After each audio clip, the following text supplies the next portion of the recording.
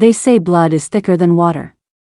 But nobody tells you what happens when the blood in your veins turns cold. My name's Lena Cross, and last year, I learned the hardest truth of my life. Sometimes, family doesn't stab you in the back.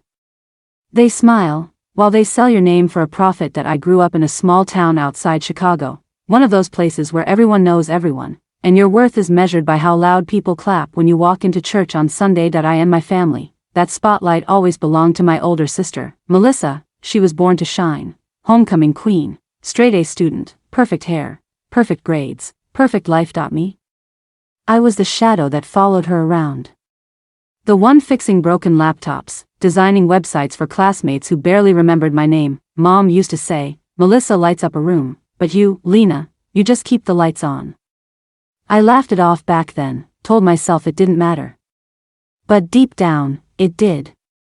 It burned, quietly, slowly, like a fuse waiting to hit the dynamite. When I turned 27, everything changed. I'd spent years learning to build systems that couldn't be hacked, not by competitors, not by people with bad intentions. Ironically, the one thing I couldn't protect was myself. I launched a cybersecurity startup from my one-bedroom apartment.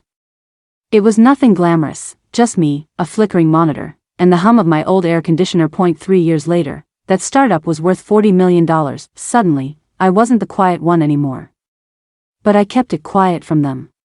Maybe a part of me knew that the second I opened that door, they'd find a way to walk through it. It was Thanksgiving when the first crack appeared. The house smelled like cinnamon and turkey, the kind of scent that tricks you into believing everything's fine. Melissa leaned back in her chair, twirling a wine glass between her fingers. So, she said, her smile too sharp to be friendly, I saw your company in Forbes.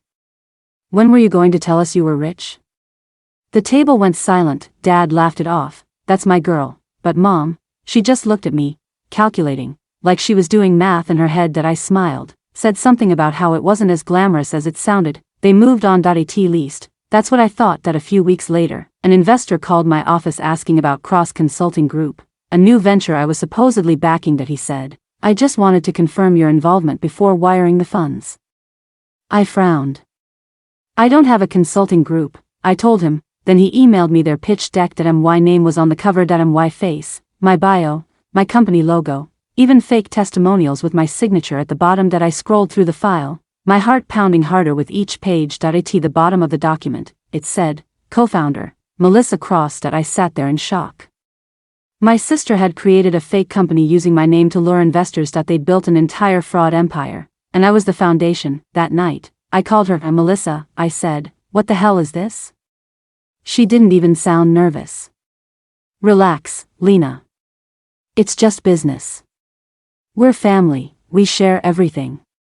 In the background, I heard Mom whisper, tell her it's temporary. My voice shook. You forged my name. You're stealing from people. Melissa sighed like I was overreacting. You've got more money than you know what to do with. Let someone else shine for once. That line, let someone else shine, cracked something inside me. I'd spent years building something from nothing, crawling out of the shadow they buried me in, and the second I stood in the light, they tried to drag me back into the dark. I didn't scream.